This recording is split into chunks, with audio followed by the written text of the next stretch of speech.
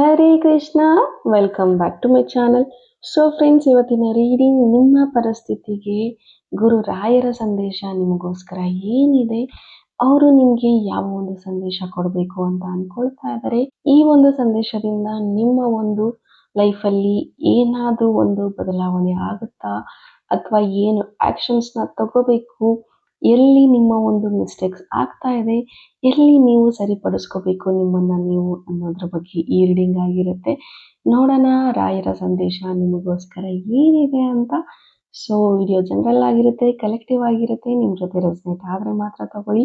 ಹಾಗೆ ಟೈಮ್ಲೆಸ್ ಆಗಿರುತ್ತೆ. ಯಾವಾಗ ಸ್ಕ್ರೀನ್ ಮೇಲೆ ನೋಡ್ತೀರಾ ಆವಾಗ ಇದು ನಿಮಗೆ ರೆಸನೇಟ್ ಆಗುವಂಥದ್ದು. ಪರ್ಸನಲ್ ರೀಡಿಂಗ್ ಯಾರಿಗೆಲ್ಲ ಬೇಕು, ಡಿಸ್ಕ್ರಿಪ್ಷನ್ ಇರುವಂತಹ ನಂಬರ್ಗೆ ನೀವು ಕಾಂಟ್ಯಾಕ್ಟ್ ಮಾಡಬಹುದು. ಓಪನ್ ಮೈಂಡೆಡ್ ಇಂದ ಈ ರೀಡಿಂಗ್ ನೋಡಿ, take what resonates to you. So let's start the reading. The outsider. Possibilities. Okay. Healing. Wow. So as per the card, ಇಲ್ಲಿ ನಿಮ್ಮನ್ನ ನೀವು ತುಂಬಾ ಲಿಮಿಟ್ ಮಾಡ್ಕೊಳ್ತಾ ಇದ್ದೀರಾ, ನಿಮ್ಮನ್ನ ನೀವು ಕಟ್ಟಾಕೊಳ್ತಾ ಇದ್ದೀರಾ. ದಟ್ ಸೊಸೈಟಿ ಏನನ್ನುತ್ತೋ, ಬೇರೆದವ್ರು ಏನು ಹೇಳ್ತಾರೆ, ಅಥವಾ ನಾನು ಏನೋ ಒಂದು ಸ್ಟಾರ್ಟ್ ಮಾಡಬೇಕು ಅಂದ್ಕೊಳ್ತಾ ಇದ್ದೀನಿ, ಜನ ಏನು ಮಾತಾಡ್ಕೊಳ್ತಾರೆ, ರಿಲೇಟಿವ್ಸ್ ಏನಂತಾರೆ. ಸೊ ಈ ಥರದ ಯೋಚನೆಗಳು ನಿಮ್ಮನ್ನ ನೀವು ಕಟ್ಟಾಕೊಳ್ತಾ ಇದ್ದೀರಾ ಅಂತ ಹೇಳ್ಬೋದು. ಫಾರ್ ಎಕ್ಸಾಂಪಲ್ ಹೇಳಬೇಕು ಅಂದರೆ, ನೀವು ಒಂದು ಕಾಂಟೆಂಟ್ ಕ್ರಿಯೇಟ್ ಮಾಡಬೇಕು ಅಂದ್ಕೊಳ್ತಾ ಇದ್ದೀರಾ, ಅಥವಾ ಇನ್ಸ್ಟಾಗ್ರಾಮ್ ಓಪನ್ ಮಾಡಬೇಕು ಅಂದ್ಕೊಳ್ತಾ ಇದ್ದೀರಾ. ಸೊ ನನಗೆ ಆ್ಯಕ್ಟಿಂಗ್ ಬರೋದಿಲ್ಲ, ನನ್ನಲ್ಲಿ ಏನು ಟ್ಯಾಲೆಂಟ್ ಇಲ್ಲ, ಅಥವಾ ನಾನು ಸೋಷಿಯಲ್ ಮೀಡಿಯಾನ ಸ್ಟಾರ್ಟ್ ಮಾಡಿದರೆ ರಿಲೇಟಿವ್ಸ್ ಏನು ಅಂದ್ಕೊಳ್ತಾರೆ, ಪೇರೆಂಟ್ಸ್ ಏನು ಅಂದ್ಕೊಳ್ತಾರೆ, ಫ್ರೆಂಡ್ಸ್ ಏನು ಅಂದ್ಕೊಳ್ತಾರೆ, ಯಾರಾದರೂ ಜಡ್ಜ್ ಮಾಡಿಬಿಟ್ರೆ, ಯಾರಾದರೂ ಏನಾದರೂ ಅಂದುಬಿಟ್ರೆ. ಸೊ ಈ ಥರದ ಯೋಚನೆಗಳಲ್ಲಿ ನೀನು ಕಟ್ಟಾಕೋಬೇಡ ನಿನ್ನನ್ನು ನೀನು. Stop blaming your self. ಯಾವತ್ತೂ ನಿನ್ನನ್ನು ನೀನು ಕೆಳಮಟ್ಟಕ್ಕೆ ನೀನು ನೋಡ್ಕೋಬೇಡ. ತುಂಬ ಪಾಸಿಬಿಲಿಟೀಸ್ ಇದೆ ನಿನ್ನನ್ನು ನೀನು ಹೀಲ್ ಮಾಡ್ಕೊಳ್ಳೋದಕ್ಕೆ. ಆ್ಯಂಡ್ ನಿನ್ನ ಇನ್ನರ್ ವಾಯ್ಸಲ್ಲಿ, ನಿನ್ನ ಇಂಟ್ಯೂಷನ್ನಲ್ಲಿ ನಾನಿದ್ದೀನಿ. ನೀನು ಎಲ್ಲೆಲ್ಲೋ ನನ್ನನ್ನು ಹುಡುಕ್ಬೇಡ, ನಿನ್ನ ಒಳ ಮನಸ್ಸನ್ನು ಕೇಳ್ಕೊ.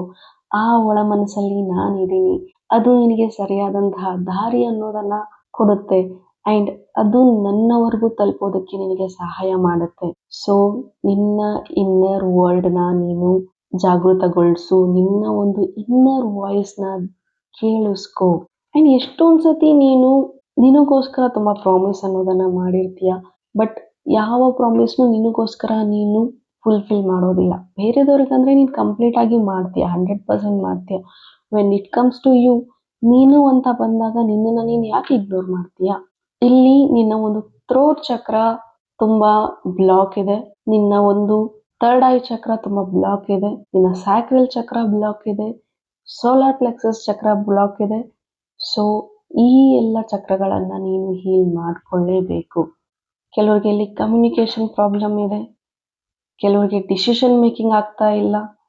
ಏನೇ ಒಂದು ಡಿಸಿಷನ್ ತಗೋಬೇಕು ಅಂದ್ರೂ ಬೇರೆದವರ ಮೇಲೆ ಡಿಪೆಂಡ್ ಆಗ್ತಾ ಇದ್ದೀರಾ. ಕೆಲವ್ರಿಗೆ ಫಿನಾನ್ಷಿಯಲಿ ಸ್ಟಕ್ ಇದೆ, ಕೆಲವ್ರಿಗೆ ತುಂಬಾ ಹೆವಿ ಬ್ಲೀಡಿಂಗ್ ಆಗ್ತಾ ಇರುತ್ತೆ, ಕೆಲವ್ರಿಗೆ ಇಲ್ಲಿ ಪೀರಿಯಡ್ಸ್ ಏನಾದರೂ ಆಗ್ತಾ ಇದ್ದರೆ, ಲೇಡೀಸ್ ಯಾರಿದ್ದೀರಾ ಅವ್ರಿಗೆ ಹೆವಿ ಬ್ಲೀಡ್ ಆಗ್ತಾ ಇದ್ದೀರಾ, ಅಥವಾ ಪೀರಿಯಡ್ಸೇ ಇರ್ರೆಗ್ಯುಲರ್ ಆಗ್ತಾ ಇದೆ ಅಂತಂದರೆ ನಿಮ್ಮ ಸ್ಯಾಕ್ರಲ್ ಚಕ್ರ ಮೇಲೆ ನೀವು ವರ್ಕ್ ಮಾಡಿ. ನಿಮ್ಮ ಫಿನಾನ್ಸ್ ಬ್ಲಾಕ್ ಇದೆ, ಅಥವಾ ನಿಮಗೆ ಅಪರ್ಚುನಿಟೀಸ್ ಬರ್ತಾ ಇಲ್ಲ, ಇಂಟ್ರೂವ್ ಯಾವುದು ಆಗ್ತಾ ಇಲ್ಲ ಅಂದರೆ ನಿಮ್ಮ ಸೋಲಾರ್ ಪ್ಲೆಕ್ಸಸ್ ಮೇಲೆ ನೀವು ಕೆಲಸ ಮಾಡಿ. ಅಥವಾ ಮಾತಾಡೋದಕ್ಕೆ ಭಯ ಆಗ್ತಾ ಇದೆ, ಸ್ಟೇಜ್ ಫಿಯರ್ ಇದೆ ಅಂತಂದರೆ ನಿಮ್ಮ ಒಂದು ಥ್ರೋಟ್ ಚಕ್ರ ಮೇಲೆ ನೀವು ವರ್ಕ್ ಮಾಡಲೇಬೇಕು. ಆ್ಯಂಡ್ ಇಲ್ಲಿ ಪದೇ ಪದೇ ಮೂಡ್ ಸ್ವಿಂಗ್ಸ್ ಆಗ್ತಾ ಇದೆ. ಈ ಕ್ಷಣಕ್ಕೆ ಖುಷಿಯಾಗಿದ್ದೀನಿ, ಇನ್ನೊಂದು ಕ್ಷಣಕ್ಕೆ ದುಃಖ ಆಗ್ತಾ ಇದೆ. ಮೂಡ್ ಸ್ವಿಂಗ್ಸ್ ತುಂಬ ಆಗ್ತಾ ಇದೆ. ಏನು ಮಾಡಬೇಕು ಅಂತ ಕ್ಲಾರಿಟಿ ಸಿಗ್ತಾ ಇಲ್ಲ, ಯಾರನ್ನು ನಂಬಬೇಕು ಅಂತ ಗೊತ್ತಾಗ್ತಾ ಇಲ್ಲ ಅಂದರೆ ನಿಮ್ಮ ಒಂದು ಥರ್ಡ್ ಐ ಚಕ್ರ ಮೇಲೆ ನೀವು ವರ್ಕ್ ಮಾಡಬೇಕಾಗತ್ತೆ.